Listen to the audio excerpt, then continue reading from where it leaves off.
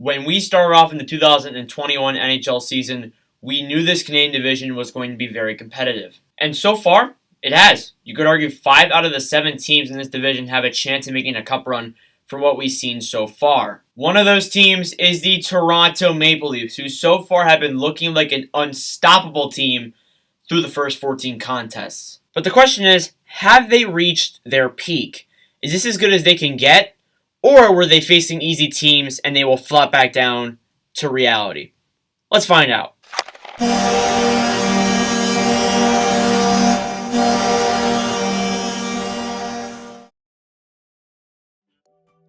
Hey everyone, Nerd97 here, back again with another video. And today we are discussing the team who has had a stellar start to the NHL season, the Toronto Maple Leafs. As you can tell, they're first place in the pennant rankings behind Quebec, of course. First off, if you're a Maple Leafs fan that has not subscribed to the channel yet, it would mean a lot to me doing so, as we are trying to get to 1,000 subscribers by June 1st of 2021. And also, I would like to apologize for not really posting too much. My last video was on Tuesday. I mean, we are doing by the regular schedule. But I would like to apologize. I would have made more videos, but I am planning a huge video to come up hopefully sometime in the middle of March. It's going to take a while to write the script and edit it and actually record it and then upload it because it is a long video. That's all I have for you today, though. Let's get into these sticks and pucks of this video. So the Maple Leafs started off a season with a determination to bounce back from the play-in loss to the Columbus Blue Jackets. Maple Leafs fans and management already were fed up with the consistent first-round exits to Boston and Washington over the 2010s decade. Management knew what needed to be done, and they had observed the defense and many of the problems going on with the team and let go of multiple players who caused problems the whole 2019-2020 season, and brought in some depth players like Joe Thornton, Wayne Simmonds, and a few other guys. Most fans expected them to finish very high in the Canadian division, carrying some very stacked teams behind them. But not a lot of people expected them to do as well as they have so far. They opened up the season against the Montreal Canadiens, a storied rivalry which ended in a comeback overtime win. Good start. They faced off against the Ottawa Senators in a split 2 games and came out 1-1, one with an embarrassing loss and one with a much-needed win. They faced off against Winnipeg and pulled off a win and was 3-1-0 through the first 4 games. And then the next 6 looked a little tough for the club. They would face off against the Edmonton Oilers 4 times and the Calgary Flames twice.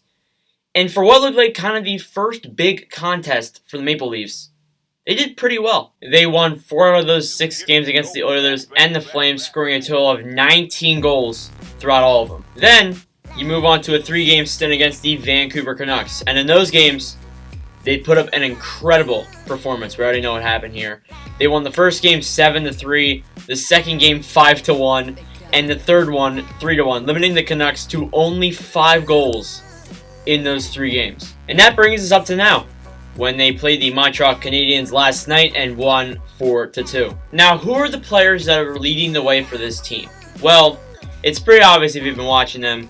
The usual guys like Mitch Marner, Austin Matthews, pretty obvious guys leading the way for this team right now. But it's not just those guys. The depth players that they have acquired have been off to a very good start, off and on paper as well. Wayne Simmonds, a big example of that, who was supposed to be that veteran type, physical, and somewhat goal-scoring forward, but he's turned out to be more of a goal scorer than we specifically thought he was going to be. And the veterans are playing pretty solid too. A few nights back, we saw Jason Spezza score a hat-trick against the Canucks, because, you know, everybody scores something against the Canucks. Look at the Foley, now you got Spezza. Becoming the second oldest player in franchise history to do so, behind Red Kelly, if I'm not mistaken, back in, 1940. But what is up ahead for the Toronto Maple Leafs? Does their schedule get easier, or does it get tougher? Well, they face Montreal one more time. That game should be a little bit of a more tighter contest because Montreal is arguably the second best team in their division right now. Before going on a three-game stint, against the 2-11-1 Ottawa Senators. I mean, they play Winnipeg tonight, so the record will change. But those 3 games should be a very easy games. They travel to Montreal for one more game. That should be a very hard contest as well. And then they face off against Calgary twice, and then Edmonton once before February comes to a close. So Calgary and Edmonton should be a little bit more of a harder matchup as well. I mean, Calgary and Edmonton are better than the records show. I mean, on paper, they're playing good, and then the shot clock, they're just facing very tough goaltenders, in all honesty. So, their schedule's a mix of harder and easier. They have 3 games in against the Senators, which they should win all of those games. Montreal, I'd say they would split one of them, and then they would face Calgary and Edmonton. I'd say they win maybe one against Calgary and maybe win one against Edmonton. Honestly, this team has enough depth to the point where someone can get injured, and honestly, people have gotten injured. Wayne Simmons, Joe Thornton's been on the LTIR for a while now. This team, despite their injuries, are doing pretty solid. I think Wayne Simmons will definitely hurt. I think we've already seen one game play, and they won 4-2 against Montreal. So they are showing that they don't really necessarily, they're doing fine without Wayne Simmons, but it does not hurt to have him. Anyways, moving on to the bottom line question here. Do they get better or do they get worse? The answer is, I think they stay at the same where they at. They may go a little bit downhill. They may see some showings that Wayne Simmons isn't on the team. Maybe they get pushed around a little bit more by some teams.